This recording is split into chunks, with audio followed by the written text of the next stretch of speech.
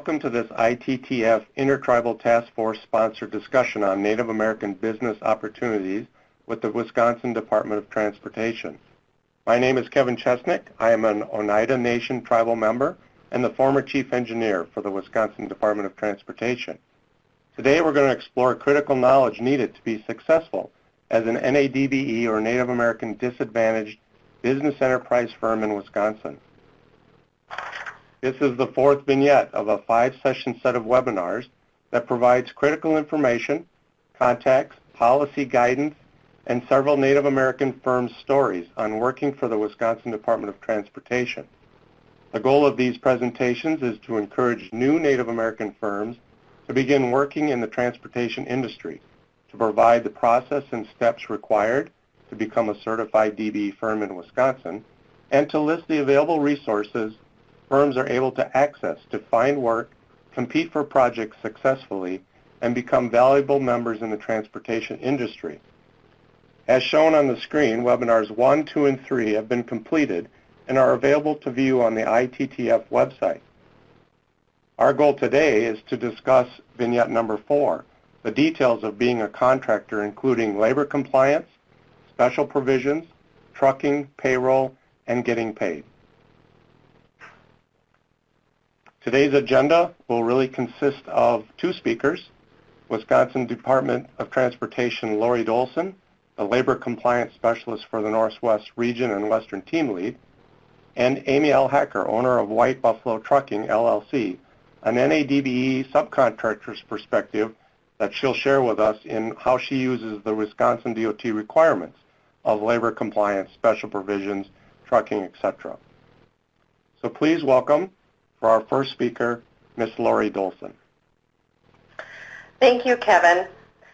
Well, your main source will always be Madison DBE Programs Office for contacting them when you're applying to become a DBE firm. And they do have staff available to answer your DBE questions and provide support and assistance during and after the process. There might be times where you're going to have a question about a DOT project and a procedure or a policy and you can't reach someone in the Madison office, or sometimes you would prefer to reach out to someone who is closer to your place of business or area of work, and that's where this region comes in. DOT does have staff available in the statewide regional offices that you can contact for assistance. And if they can't help you, they will get you to the right person that can help you. And those 2 types of individuals are the tribal liaisons and the labor compliance specialists. DOT recognizes and affirms the government-to-government relationship, and we work collaboratively between our agency and Wisconsin's 11 federally recognized tribes. And for that reason, we had a partnership agreement, or have a partnership agreement, that was signed between the Department of Transportation. And in that agreement, we established regional tribal liaisons. And those positions are designed to aid in carrying out the various aspects of that agreement. The main role of the tribal liaison is to act as a main point of contact for the tribes. Liaisons facilitate positive and productive communication between the tribes and the DOT staff. Excuse me. They also assist DOT staff in finding the right person to speak to within the tribe, depending on the matter. So the communication goes both ways. Each liaison is very knowledgeable about the tribes in their region and has worked with them on many programs and initiatives, both locally and statewide, and they're a good resource to have available if you ever need them. Next. When you become certified as a DBE contractor and work on any DOT project, or you are a subcontractor who hasn't yet been certified but you still want to work on a DOT project, there are both state and federal rules and regulations that need to be followed in order to be in compliance with the contract for that project. It can be very daunting and overwhelming and confusing at times, but each region has a labor compliance specialist that is ready, willing, and able to assist you to become compliant with those rules and regulations. We can help you with questions regarding submittal of your certified payrolls. We can help you find the correct pay for the workers that you have, or help you confirm payments you received from a contractor who hired you. If there's classification issues with your workers, we can help you with those as well. We can also assist the DB programs office and may do a DB on-site if they aren't able to help or assist or get out into the field. Or we can direct you to the correct person or area if we're unable to help you. The bottom line is DOT staff are available to answer your questions and assist you out in the regions if Madison Central Office is not able to help you. So we highly encourage you to reach out to any of those staff members as well. Next, please. This is the list of the labor compliance specialists and the regions they can be found in. The Eastern team is made up of the Northeast and the Southeast regions, so that's the pink and the purple. And the Western team is made up of the Northwest, North Central, and Southwest. That's the blue, the green, and the yellow. And then aeronautics is also available. Next, please. When a contract is awarded, it comes along with state and federal language and rules. They're included in the contract. And if there's the key things to remember is if there are state funds, there are state laws and regulations that come with that money. And if there's federal funds in the project, there are federal laws and rules that come along with that money. So you can tell that by looking at your highway work proposal, and if there's a state project ID, you know that there's state money, and if there's a federal project ID, you know there's federal money, or you can contact a labor compliance specialist and we'll double check for you. And it's key to remember because projects with federal funds must include an FHWA 1273. This is basically the federal rules that are required, the labor rules that are required on a project with federal funds. And it has to be physically incorporated into all contracts, and that's at all levels. So the DOT provides an FHWA 1273 to the prime. The prime should be submitting and providing a physical copy of FHWA 1273 to all subs. And subs, if you hire any lower tier subs, you should be physically incorporating those into your contracts as well. And the FHWA 1273 covers such things as non-discrimination, equal employment opportunity, the required payroll submissions, apprenticeship information, and those have to be recognized. The programs have to be recognized by the U.S. Department of Labor. There's a plethora of information in there. I won't go through them all, but familiarize yourself with FHWA 1273. Those are the rules that are followed. The contracts also include Davis-Bacon wage rate determinations, and those are also known as white sheet rates in the industry, and that outlines the minimum total package that needs to be paid per the work classification. So if you have laborers, you need to look to find out what they need to be paid in the wage determination. There's 3 sets of wage determinations that can be included in a contract. Those are the Wisconsin 10 wages. Those are in every single contract. Wisconsin 15 wages can be found in projects that have navigable waterways, and those navigable waterways are defined by the U.S. Department of Labor and the U.S. Coast Guard. So if you do have a project that's over a navigable waterway and you're not sure, and Wisconsin 15 wages aren't in the contract, then it wasn't on the list of navigable waterways by the U.S. Department of Labor or U.S. Coast Guard. Wisconsin 8 wages are in the contract if the contract has sewer that's more than 20% of the project. Those are kind of rare, but they do occur. Overtime is anything over 40 in a week. And fringe benefits need to be made to a bona fide fund or paid in cash. Excuse me. Trans graduates, that is a federal program. It's called Transportation Alliance for New Solutions, and it offers $5 per reimbursement for hiring a graduate and an apprentice from a recognized trans program. What the trans program is basically a pre-screening or pre-training program. It's usually a 4 to 6 week program, and it introduces potential hires to what it's like and what they can experience out onto a DOT project. Next one, please. Projects with federal funds also include a DBE goal. So if you're a DBE and you're on a project, they would be listing you under the ASP 3 or the Additional Special Provision 3. That's what ASP stands for, is Additional Special Provision. And all of the provisions for ASP 3 are outlined in the contract, and the goal is set by the Madison DB Programs Office. Each project with federal funds also has a female and a minority goal. The female goal is always 6.9%, and the minority goal is based on the county in which the work or the contract is in.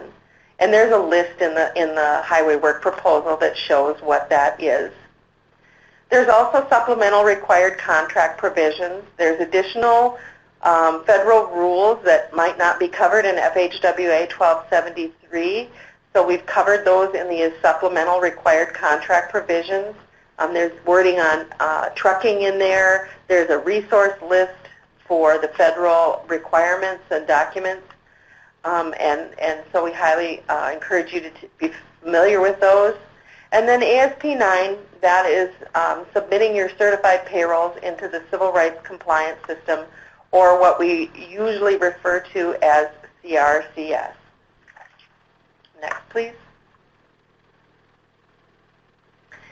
If a project is funded with state funds only, as of September 23rd, the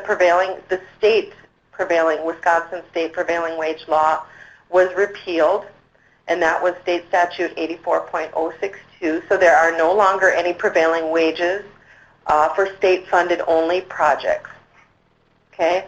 So if there's federal funds, we still have federal rules. There's still prevailing wage. So if it's state-funded only, there's no longer any prevailing wage requirements. Currently, we have projects that are being constructed under the previous two state statutes. They're carryover projects from previous construction seasons. Some projects run 2 years. Some are carried over for various reasons. So we do have projects that will fall under some of the older rules, and prevailing wages will apply on those. So during the 2018 and 2019 construction season, we will have highway construction projects that could be under the old rules, which is 10350, state statute 10350, or last year's rules, which was state statute 84.062, or this year, the repealed law. So it's very important that you know when your highway construction project was let, so you will know what set of state and federal rules or laws that you're going to be under. When you submit your certified payrolls in the Civil Rights Compliance System, various data is collected, and because we no longer have prevailing wage on state-funded only projects, we still have to collect that labor data because we have to supply it to various government agencies, other governments, the tribal governments we need to provide labor data to. And so we developed the Additional Special Provision 9, which is required labor reporting on an Excel spreadsheet. That information is on our HCCI site, and draft or templates for the reporting is also found there. Again, if you have any questions on that, if you're on a state-funded only project, feel free to contact a labor compliance specialist, and we will get you that information. Next, please. Because there's confusion this year as to what rules apply, We've developed a chart, and this is also available on the Highway Construction Contract Information site or the HCCI site. And it outlines the set of rules that apply, the state and federal rules that apply for when the contract was let. So if you have questions, you can also refer to this too. This is a guide, and if you have any questions, feel free to contact us. Next one, please. There is language that is contained in every single contract. The first one is ASP4, or Additional Special Provision 4. That is the prompt payment one. And that is outlining requirements that you need to be paid within 10 days of the prime being paid. And then the prime, you need to pay your subs or your suppliers within 10 days of receiving your payment. Payment can be withheld if compliance isn't done, but you do need to be notified in writing, or you need to notify your subs in writing. Additional Special Provision 6 is an outline of the standard specification language. Anything that's been added since the publication of the book is placed in there. ASP7 is reporting and confirming your payments in the Civil Rights Compliance System. Those are required to be reported, and so you need to go in and confirm your payments, and you need to log your payments as well if you have subs or suppliers. Some other contracts may have ASP5, which is a fuel cost adjustment. That's usually if there's quite a bit of dirt work. And then ASP8 is found only in our mega projects, and that is additional reporting for affirmative action and equal employment opportunity. Next slide, please. The Civil Rights Compliance System can be confusing, but it's really not. It works really well. It is a secure website where you electronically submit your certified payrolls, and it's also where you confirm or list your payments. Every firm has to be registered that is on our DOT projects, and it's actually the very first step you take when you are going to be applying to be a DBE. If you're going to be working on a DOT project, you need to set up your firm and put your employee data in, and you need to send the labor compliance specialist your signature, and I will make sure that it gets uploaded so you can sign your compliance statements. As of December 15th, there's a new location or a new URL for submitting the certified payrolls for the Civil Rights Compliance System. That link is on this page. Make sure you're using the new URL. And we will be transitioning over the next few years to a new AASHTO-ware product, but right now we're still utilizing the Civil Rights Compliance System. Next slide. Trucking is always a little bit of a snafu, but it's new this year because we're only following the federal rules. And so there's a trucking guide that's on the next 2 pages. We'll go over that. But briefly, basically, if you are a truck driver and you work on the site of the project, so if you move material from one point A within the project limits to point B within the project limits, it doesn't matter what you're hauling, work within the site of the project is covered. If you're working at a dedicated site, your work is, those hauls are covered. Hauls from a site that is dedicated and adjacent or virtually adjacent is a covered haul, and hauls of spoil to a site that's specifically indicated in the contract is a covered haul. And most of the time those are like a hazardous waste site, and it's specifically outlined in the contract. So you need to know what trucking rules apply. Again, that 3-tiered chart will give you an idea, and the trucking reference sheets are out on the HCCI site. Next slide here. This is a copy of it just basically outlines what I just covered, and it goes over what are covered hauls, that would be the green column, and what are not covered hauls, which would be the red column. And if you go to the next slide, we don't define de minimis, and neither does the U.S. Department of Labor. So you need to, if you want to know if something is de minimis, you need to work with your prime contractor to find out if your hauls meet more than de minimis. Next slide, please. And finally, this is just some information I'm going to be covering. The job site postings are required on all projects. And so if you have any questions, feel free to find the job site postings for any of the requirements. It does have AAEEO information on it as well. The labor compliance specialist or the project leader may interview your workers on the job site. So if I'm out there talking to your workers, that is allowable. And they should not be docked any pay for it. It is part of their work. And when we talk to them, we usually attend pre-construction meetings or we phone into them to answer questions. So we highly recommend that you attend a pre-construction meeting and get whatever information you need, or feel free to contact us. The key is DOT has their contract with the prime contractor. So if you have a question or a concern, resolve it with the prime first and early in the project so that we don't come to the end of the project and have to try and resolve it then. And we do have training. I'm going to put in a plug for training. We do have training in the spring around the state. And the training sites and days are listed on the HCCI site for this spring. They start in March.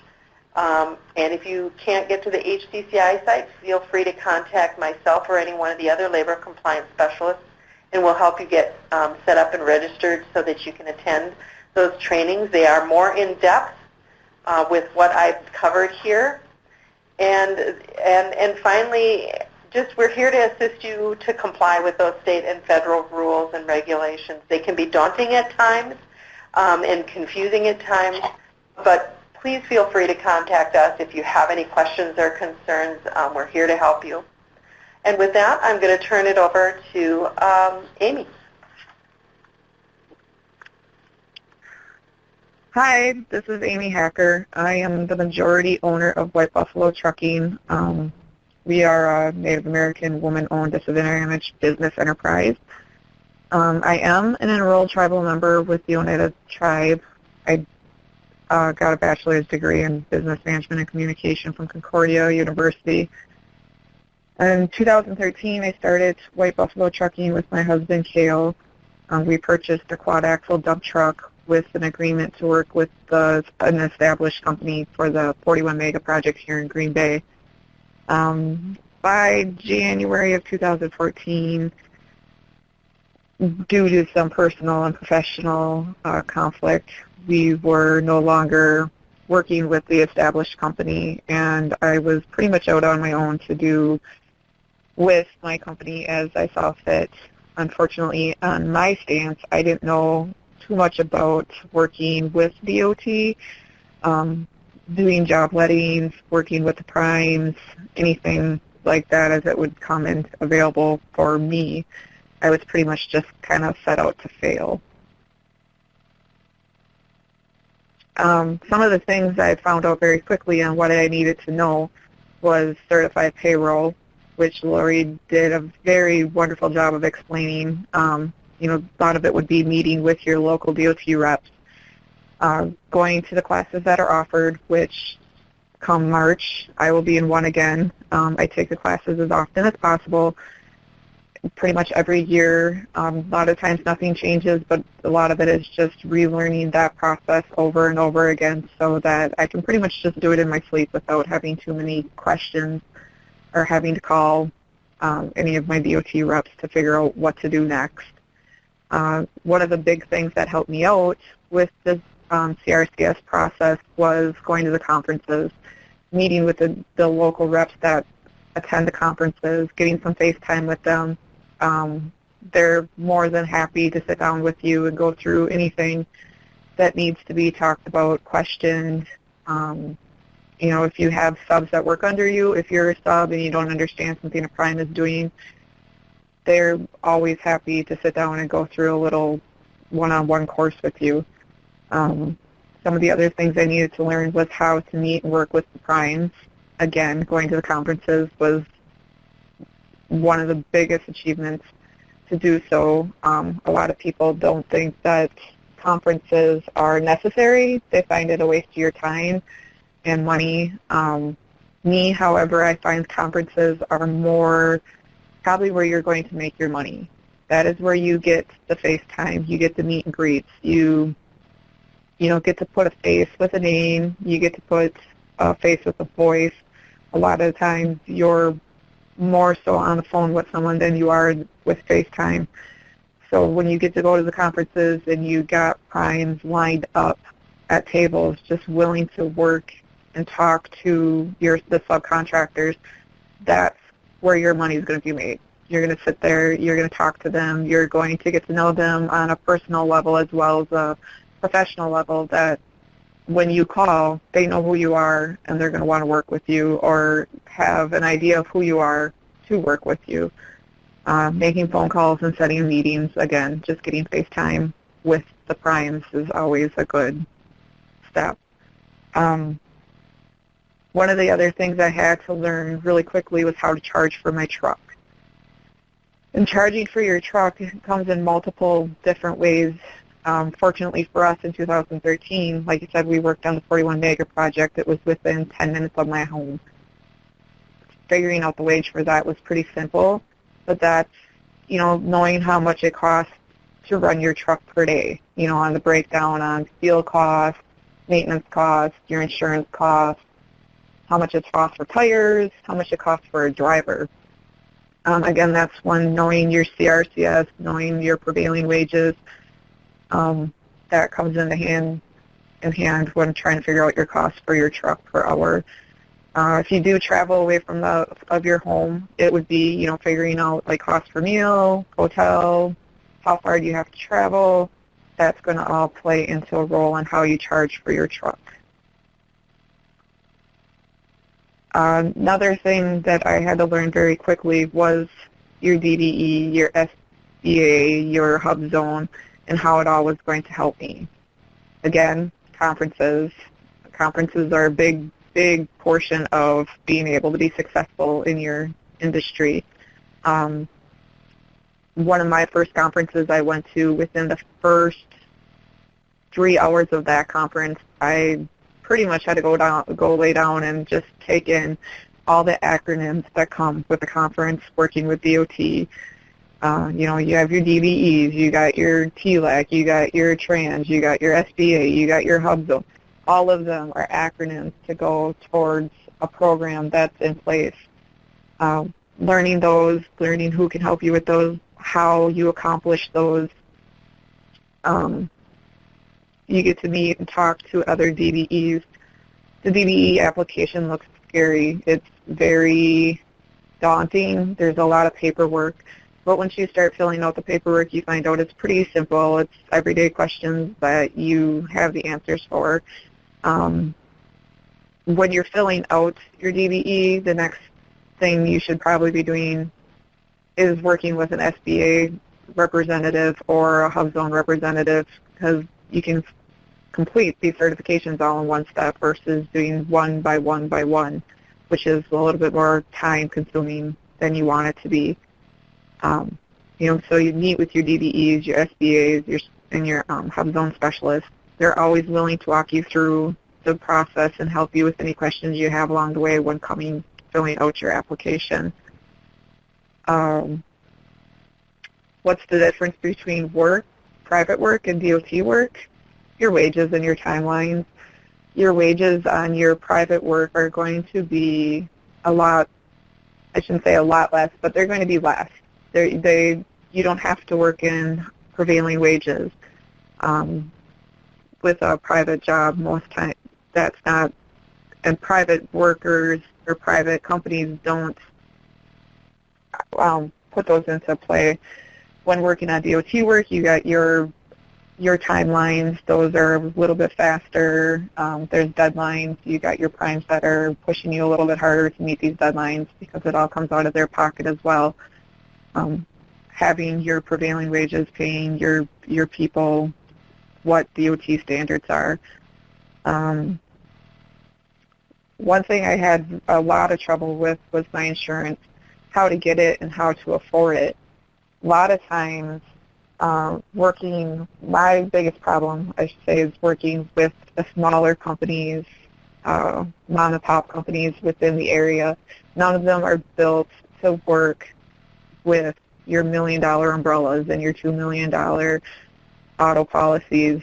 A lot of times they're not even able to be undersigners for those with the bigger companies. So that was one of my biggest challenges, from paying $10,000 a year for one truck and finding the right insurance agent to cutting that virtually in half, if not less than half, and affording your insurance and keeping yourself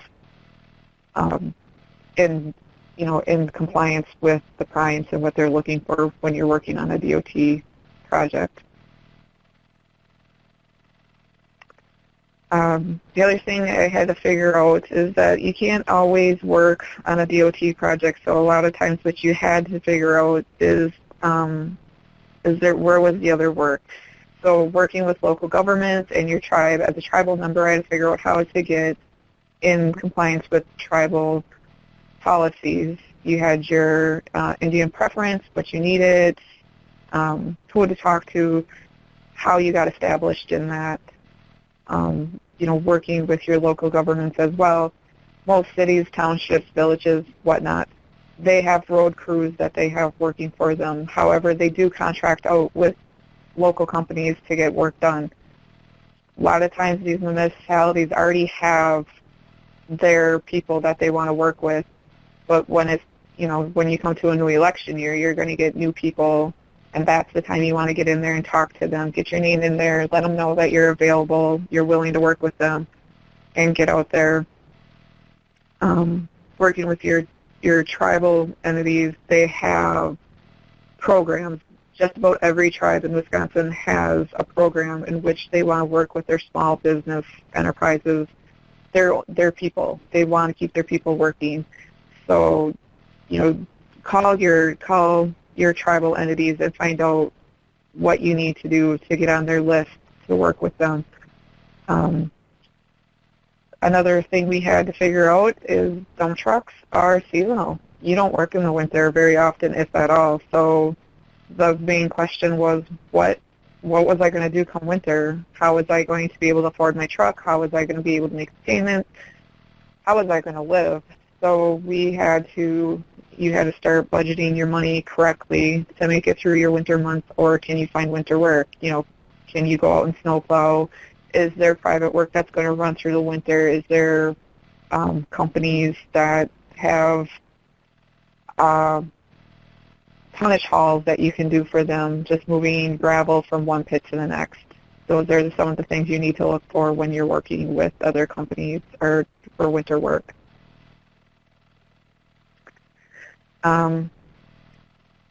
I talked a lot about going to conferences. Conferences are important. I find that when we go to conferences, right now, the majority of the time, I am probably one of a handful of DBEs, if not the only DBE trucking firm that you will find at most of these conferences. As once people get DBE certified, they don't find it necessary to go to these conferences. It's not making them any money. They don't have to go anymore. They're not going to learn anything new. The conferences, you may learn the same thing over, but you will always learn something new. You will always get a different perspective on how to keep growing your business.